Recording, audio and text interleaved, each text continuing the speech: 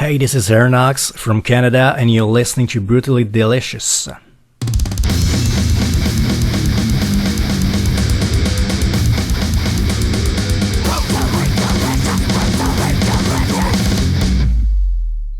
Awesome. Well, thanks for joining me, man. I really appreciate it. Usually I have a partner, but she had something emergency come up, so we're going to just solo it today. Oh, no problem. It's no problem. I've been doing this for a while, so we'll be good. Let's talk about the record, Where Shadows Fade. Now that it's done and complete, are you satisfied with the outcome, or is there something you wish you could go back and change? Well, I'm really satisfied with the record. I spent like probably twice as much time on it than I did with my previous record. So I really took my time, and I took breaks between every recording sessions to make sure that every time I'd come back to the album that I was satisfied with what I had. So I just let it sit there and just, I took my time to really spot all the little details that I would like to fix. And so I'm really satisfied with how it turned out. Was there a lot of, or was there maybe self-imposed pressure, I'm not sure what the word is, but to do a follow-up to your first record? When I started writing the new songs, I mean the feedback I got for the first album was really good, and I was really surprised that people were really getting into what I was doing. So I was trying to not be too anxious or too stressed out by the fact that I'd have to live up to the appreciation of the first album. So it was kind of a bit scary, but I think I mean, to be fair, I think I've topped what I did with the first album, and I think I made it. I'm trying, I'm kind of I don't know how to say this, but I'm trying to, not trying to, but I think I found myself a little bit more on that album. So it's becoming a lot more me, and I'm really, trying to make my own sound, and I think this album is a right step in the right direction. We've been big fans of the single, as you know, from the beginning. That single blew my mind, and I was wondering, how do you feel, or how does it make you feel when your songs and your music actually connect with somebody? You said you're getting good feedback. What does that feel like? Well, that's actually amazing because, I spent like 2.5 years in a studio, like all by myself. And since it's a solo effort, I don't have really much feedback at all. I mean, there's maybe my girlfriend who hears the songs and say, oh, that's cool. But, she's right, my she girlfriend. Can't say so different. Right. Yeah. I mean, her vision of my music maybe biased a little bit. So, but once the music get out there, it's really cool to see that it connects with people, and I mean it's and the feedback I've been getting for this album is really amazing, and I'm kind of overwhelmed with everything that's going on right now. That's good that people can, see what you're doing, because it's not, and don't take this the wrong way, but it's not necessarily mainstream metal or mainstream anything really. It's kind of different, as you said, you're carving your own little niche. So it's great that somebody can connect out there in the world with what you put down. Does that make sense? Yeah, absolutely. Yeah, it makes sense because this project is basically me trying to make the music that I'd like to hear, and not really to try to fit a mold. I just try to I put all my different influences in my music to try to come up with something that's a little bit different, that's a little bit out of the box and not fitting really into one single genre, and trying to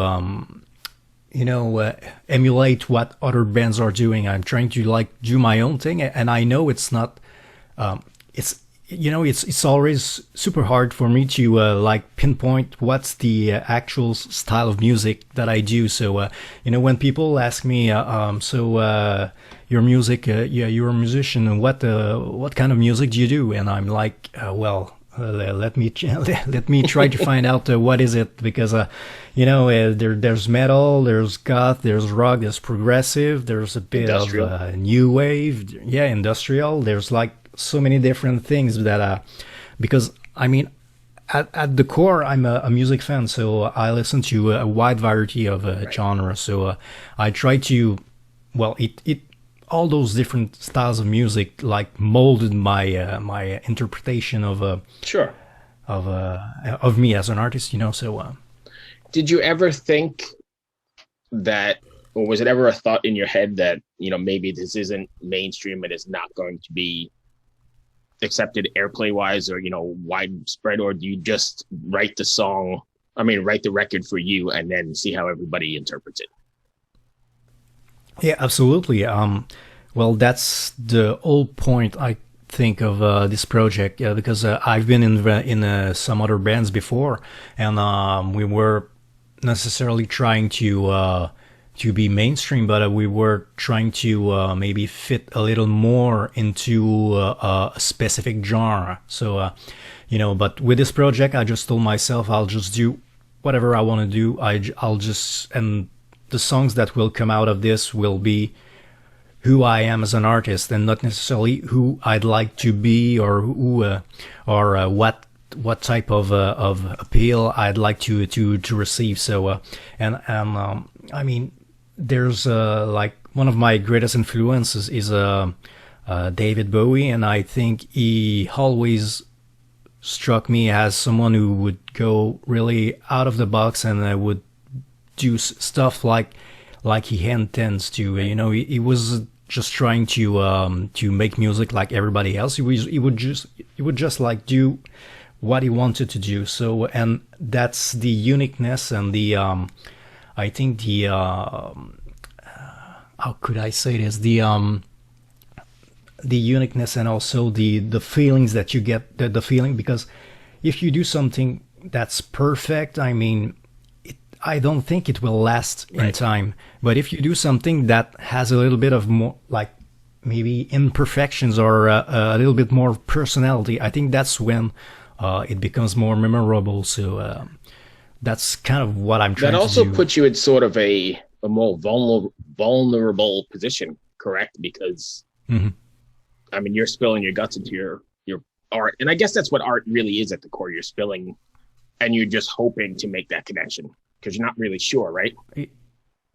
Yeah, that's right. So, I really, like I said, it's really, this project is really myself. It's really what I am as an artist. So, when I put my music out there, I'm really like bare naked, and I'm just, it's me. So if people enjoy my music, it's great. But I mean, I try not to really think about those who might not enjoy it.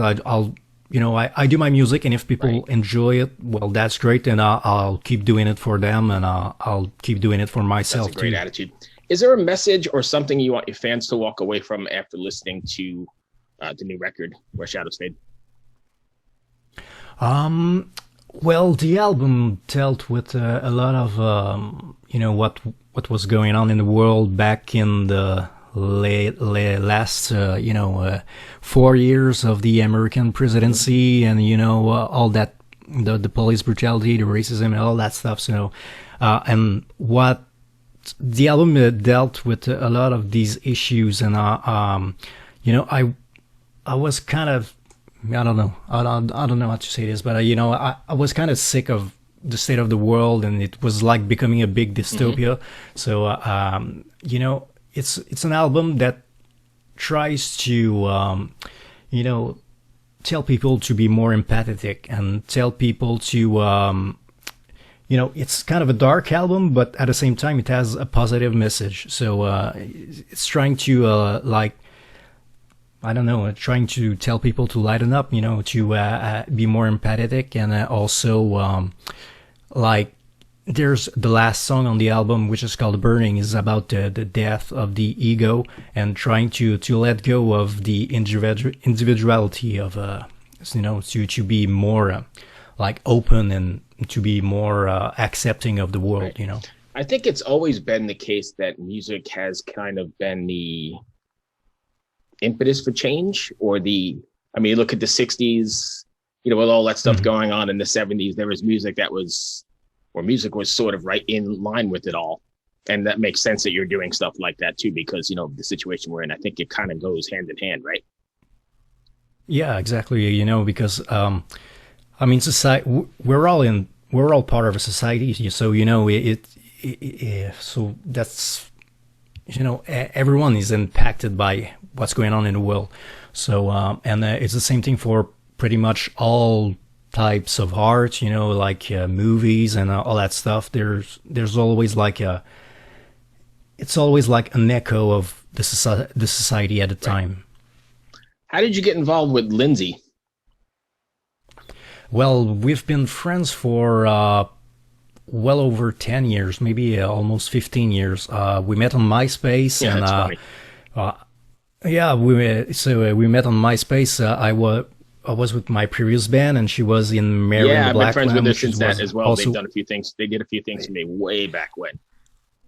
yeah. So I was browsing through MySpace, and I found that band, which was like not so far away from us. So I sent her a message, told her if she ever wanted to do like a tour, maybe both our bands could Right. get together and do something. And so that's how it started, and we've been keeping in touch since then. And I've always enjoyed her as a person, and she's really cool, and she really helped me like to through music, through life, Yeah, she's stuff great. like that. So yeah, we've been a pretty good friend. Yeah, she's great. What do you have? I don't know if this applies as a solo artist, but are you planning on doing anything like live stream wise, or have you been doing anything, or you got Well, anything planned? Because since we can't really tour yet. yeah, well, I don't have anything really planned out, but it's not said that I wouldn't ever do a live show. But um, I'm thinking about gathering a couple of musicians and maybe try to do, but I don't think I would ever go on tour like a full blown out tour, but I'd be open to make some special events and have some like one night only gig or something like this, because I like to do. I'm a bit of a perfectionist, so I'll have to include like stuff like video projections and all that stuff. Like I have a big multimedia experience, so it would fit the Right. music, and I really like to, I enjoy the visual aspect of music too. So I like to have like the whole experience. So yeah, so it may be not something that would be easy to carry on tour because it depends on where you are and what's the venue like. So Do you think it would be difficult to recreate some of your work in the live setting because it's so complicated on CD or tape or whatever on the master? mhm. um, there might be some issues, but I don't think it would be too hard. Maybe the hardest part would be to there's Jürgen Munkeby from Shining who played the saxophone on my album, so it might be hard to get him to play with my project Mm-hmm. in a live setting. But maybe I could find another saxophonist here in my area. But you know, that might be the only issue. But as far as the album's concerned, it's synthesizers and all that stuff. So and there's obviously guitars and drums and all that stuff. So it's basically like a real band experience, but with a couple of little added additions. But Okay. yeah. So, lastly, I know that you can't tour, and you said you probably wouldn't tour anyway. What is next for you then? What do you have in the pipeline? Just more work? I mean, more music, or are Yeah, you gonna be exactly. working on this with video kind of stuff, or what's the plan? Well, I'm really into really, all aspects of art. So I would do. I would.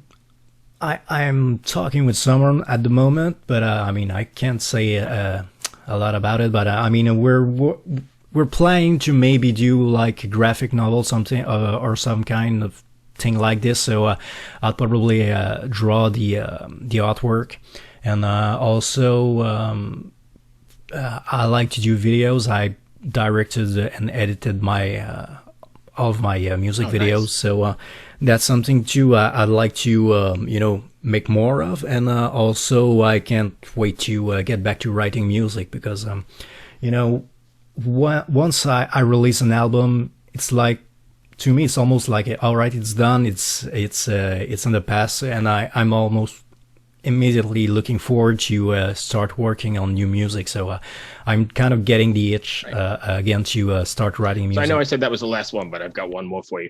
Were there tunes left over that didn't make this record, where Shadows Fade, that you might recycle and use on the next record, or do you just start fresh? Usually I'll start fresh. I had like a couple of riffs and ideas that I had from the previous session, but I mean, some of those riffs might be used in upcoming songs.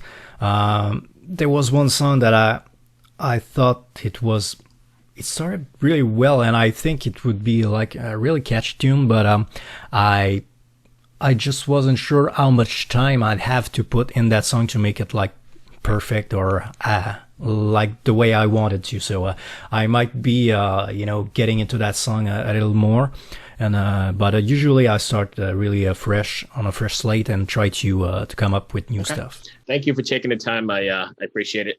We've been fans from the beginning of this record anyway. It's the first time I heard you, so. Well, thank you very much. Thanks for having me. We dig it, and I'll send Curtis and you a link when it's up. All right, cool. Take care, my friend. Take care. Bye. You have a good day.